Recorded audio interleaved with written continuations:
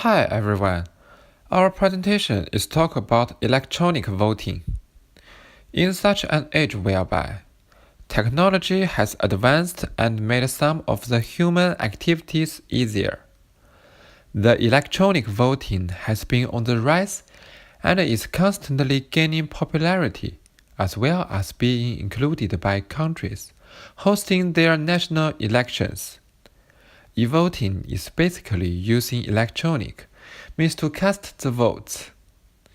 It is computerized voting whereby electronic ballots, which happen to be virtual, are used to instead of paper ones where one has to tick and then drop them in a ballot box. Electronic voting entails the processes of both casting and tabulating votes. Although electronic voting is a progressive way to gather votes throughout the country, there is still a range of problems to solve out. Since the e-voting system shows some strengths in upholding some of the computer security goals, while showing some weakness in upholding some other goals, we divided our presentation into several different parts. First one is e-voting system.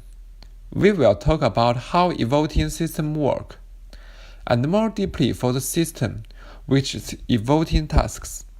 Then, we will talk about two security attacks. One is called freak attack. Another one is called clash attacks. So let's move on to the e-voting system. There are 4 steps involving the 2015 New South Wales iVote system. First, voters can register online to create PIN number of their choice, and they will receive an iVote number from different channels. The combination of iVote number and PIN will use as the secret credential of the voter.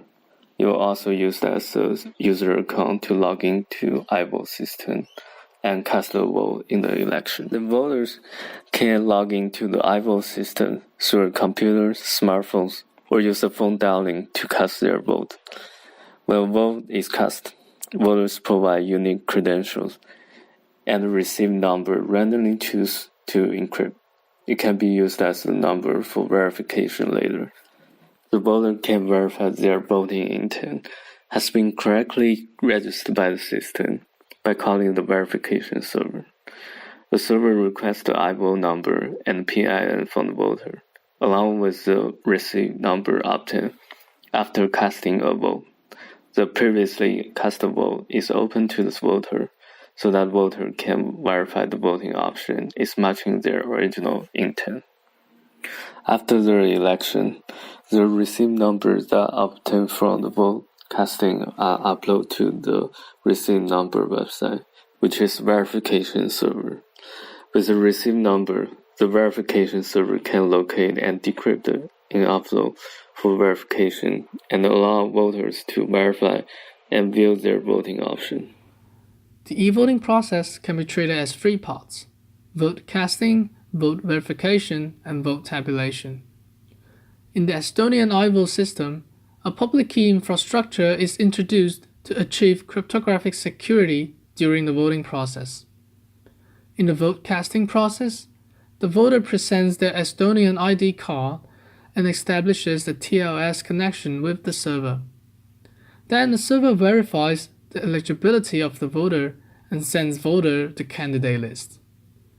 There are 2 pairs of 2048-bit RSA keys used in the system. One is the election key, and the other one is the voter key. In addition, the system used the OAEP padding for RSA. The server will send the voter the vote ID for later verification after the vote was received and stored. Then the voter scans the QR code displayed by the electronic voting machine or the vote casting application to verify their vote. The verification process is based on the voter's nouns and the vote ID. Finally, in the vote tabulation process, all the encrypted votes were burned to DVDs and copied to the decryption server, which is an offline machine and have the election private key. Then the decryption result was transferred to another computer and signed with an election private key before released to the public. Basically, there are two tasks for e-voting systems. The first one is verification. During the whole voting process, which means that from the plain text vote to encrypted vote in the cell phone or electronic voting machines, and after transfer to the server's storage, the voter should be able to verify his or her vote. Additionally, the public should be able to verify the tabulation results without knowing the decryption of each vote, which can be achieved by using homomorphic function. Nevertheless, the other task, vote secrecy, is against the verifiability to some extent. It is not difficult to keep the vote secret from others. However, since the voter can verify the vote, he or she can sell the vote. Secrecy within the voter himself or herself is a trade-off to verifiability. And there is no such e-voting system has achieved both for now. In most e-voting systems, including Estonia and New South Wales iVote, the voter will have a receipt after voting and can verify their vote, which means that the votes can be sold and cause problems for elections. Freak is step for the fluttering RSA exploit key. It exploits the weakness of 512-bit exploit grade RSA key that's supported by the TLS protocol. In the 1990s, the US government wanted to control the exploit what they considered to be weapon-grade encryption. They will only allow the 128-bit encryption to be used in the US. A weak 20-bit encryption suite was introduced outside America.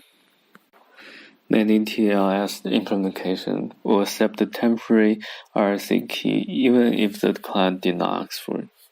The man in the middle can downgrade the connection from a normal RSA encryption to a weaker RSA key suite. With cloud computing, the attacker can factor the key within few hours. Once the attacker has factored the key, he can accept the user's connection, note client's nonsense, and make a request to iVote servers. Another possible attack of e-voting system is clutch attack. There are 5 main steps of the clutch attack as you can see. After the browser and the public bulletin board are compromised, the browser always uses the same sequence of random number Ri to generate ciphertext Ci, as you can see in the picture. The voters who audited the same number of times and who voted for the same candidate received the same receipt.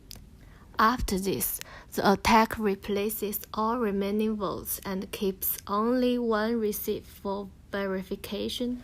The attack then posts the corresponding receipt on the public bulletin board, where each voter can verify his receipt on the internet and believes his vote was cast correctly.